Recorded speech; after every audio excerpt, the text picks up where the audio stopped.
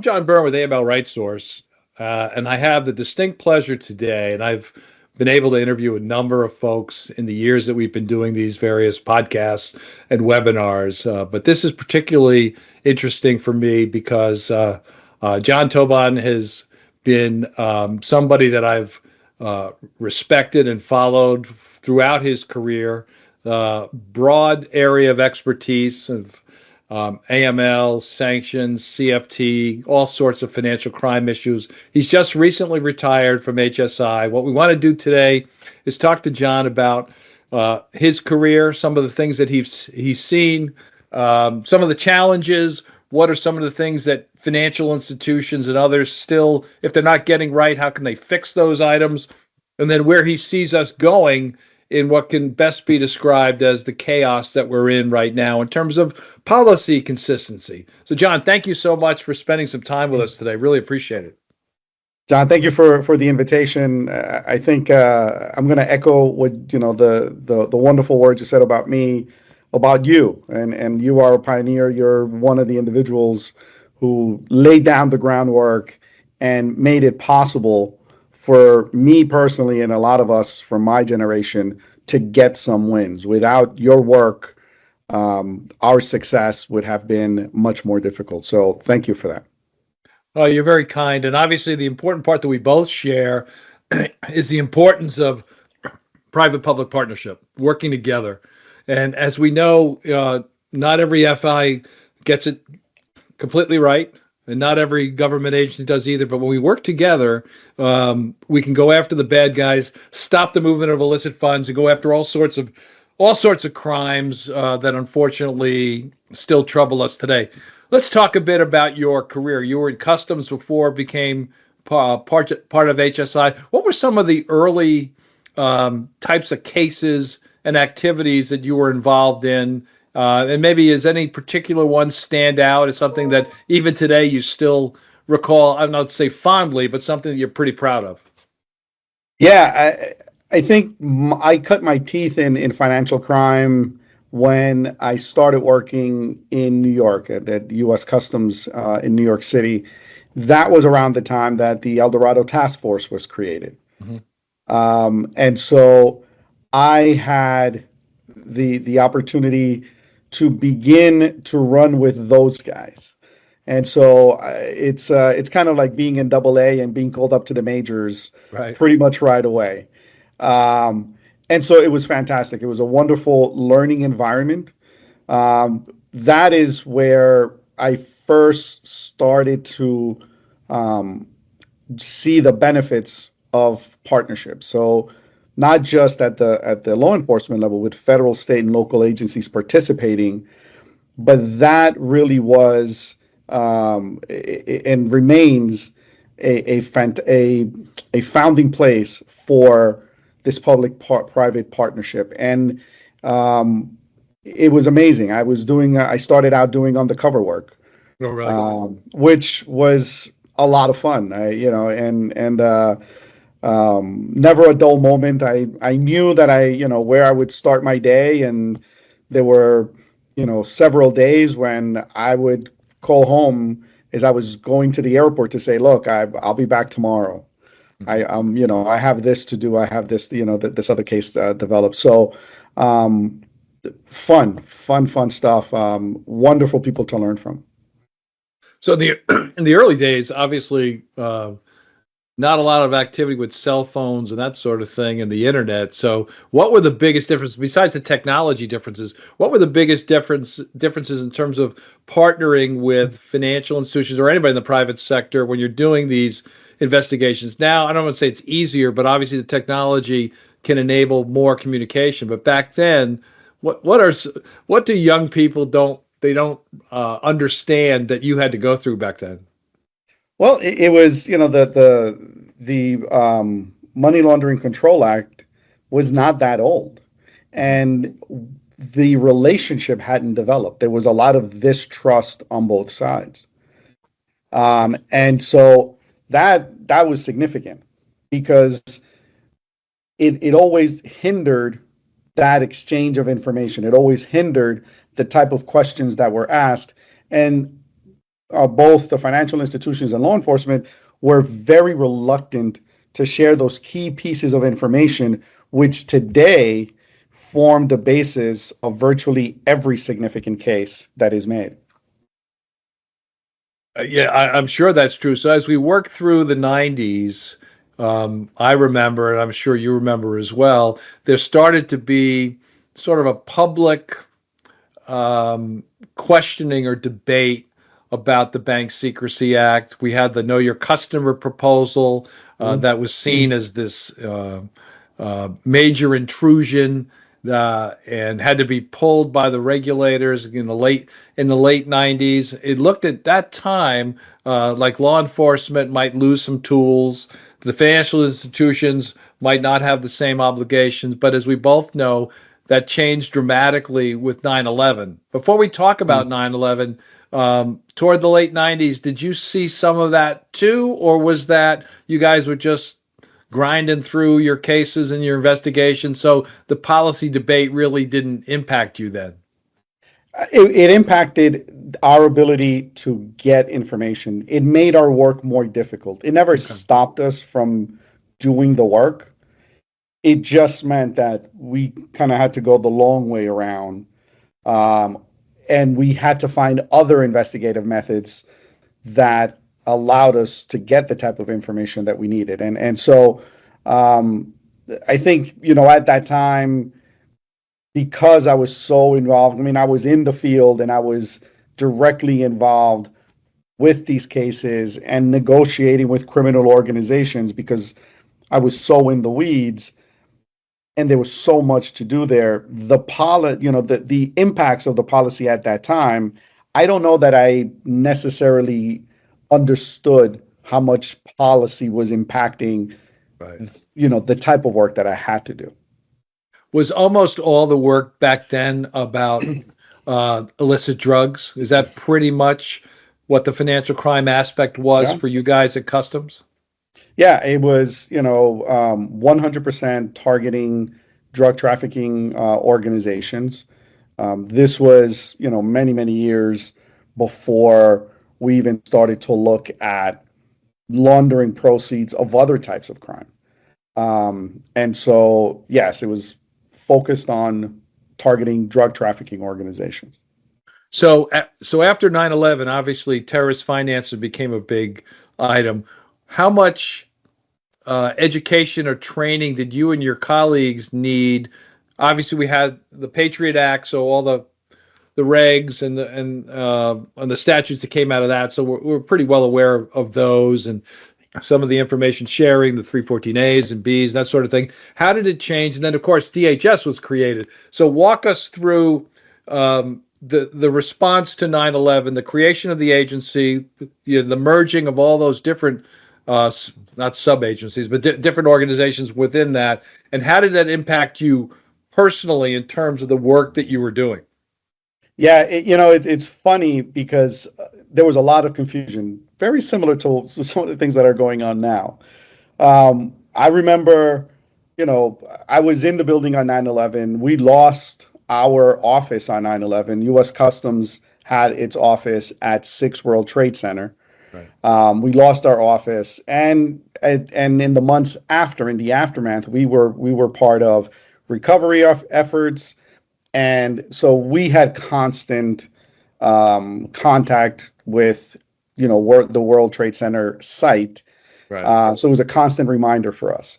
While we were focused on trying to get back on our feet, trying to pick up investigations that were ongoing, um, we all of a sudden heard that a new agency was being created, that a new department was being created. We were like, okay. And then we started to hear, we learned all of this from the media, by the way. There was never a memo that said, this is what's happening. So then we learned about the creation of the Department of Homeland Security, and that we were going to go, that US Customs was going to go into DHS. And look, we're optimists by nature, even though, it's weird when you think of law enforcement personnel as optimists. because many of us are very jaded, but we Hmm. always try to see when it comes to like, hey, this is something new. We don't like change any more than anybody else, but we try to figure out, okay, so if that's what's going to happen, maybe this will happen. Maybe, we'll be able to, you know, get these additional resources or something else. So it was a little bit of excitement to say, okay, look, and obviously we were excited about fighting terrorism. We say, look, it's a a bona fide threat.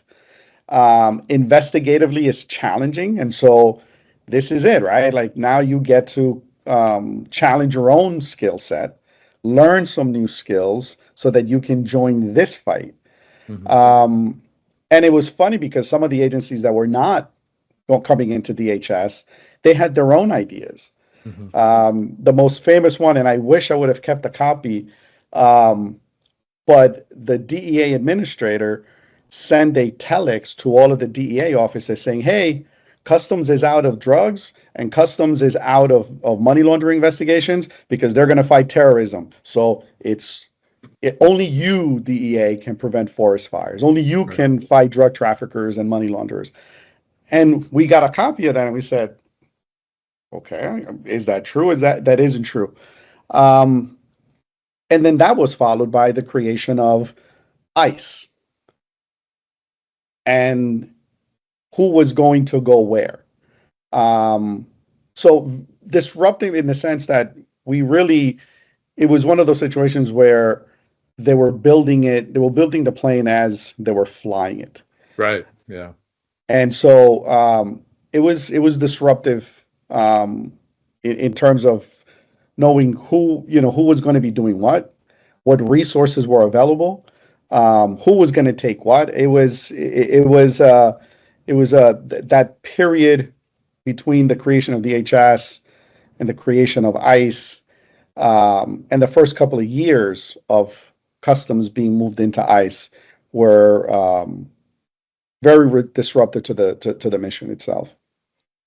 So talk a bit about some of the financial crime um, examples that you dealt with when that occurred, when that transition occurred. What today we talk about human trafficking, we talk about elder abuse, sadly sextortion, all sorts of crimes that need money to enable the crime.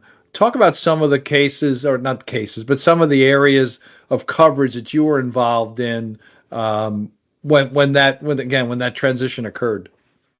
Yeah. So when the transition occurred, um, the biggest thing that happened with our focus is U.S. Customs, through Operation Greenback, started to focus on terrorism finance.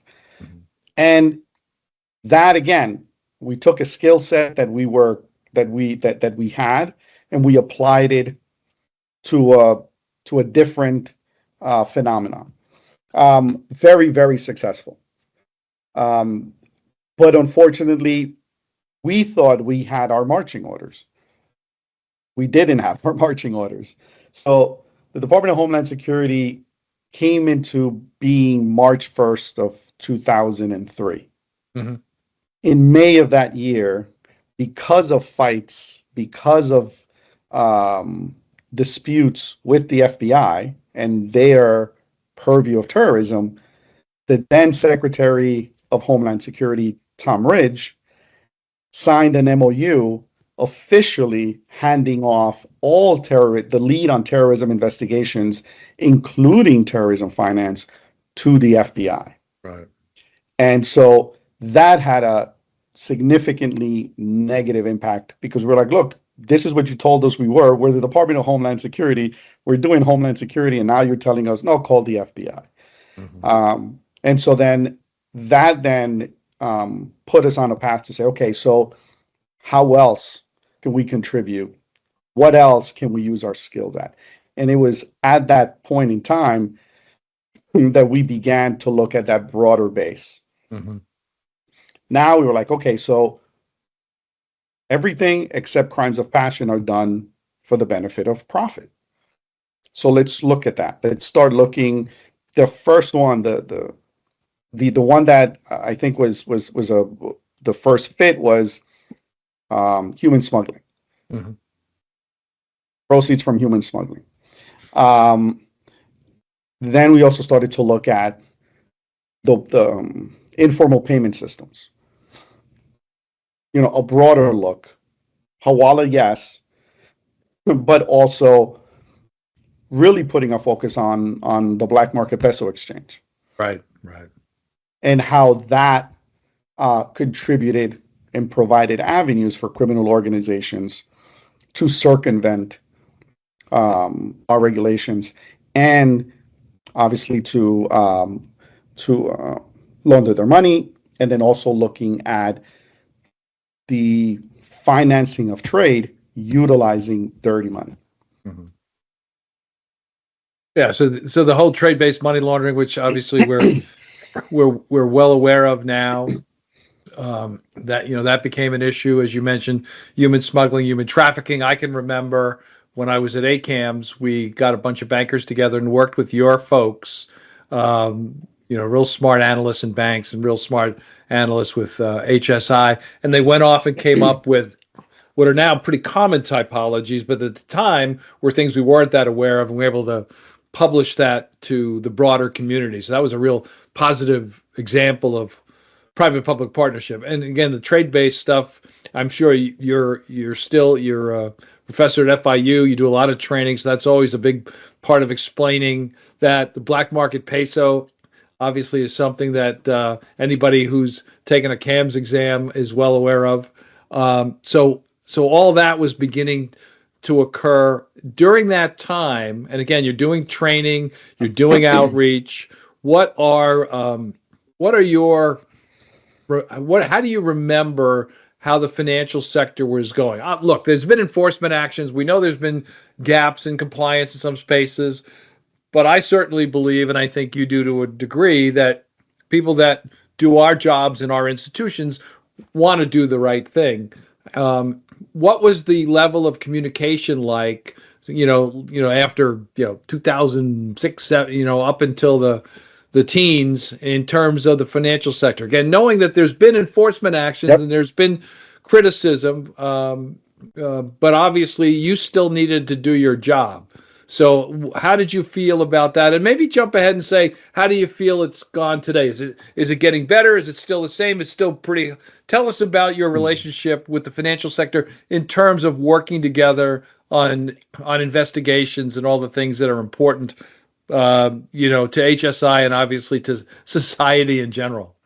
Yeah, that relationship has really developed at a pretty fast pace. A very, very close relationship. It's funny. I heard someone say the other day, if humans were angels, we wouldn't need rules. Right. And I think that really is, it was around that time, post 9/11, when, that trust between law enforcement and the financial industry really took hold.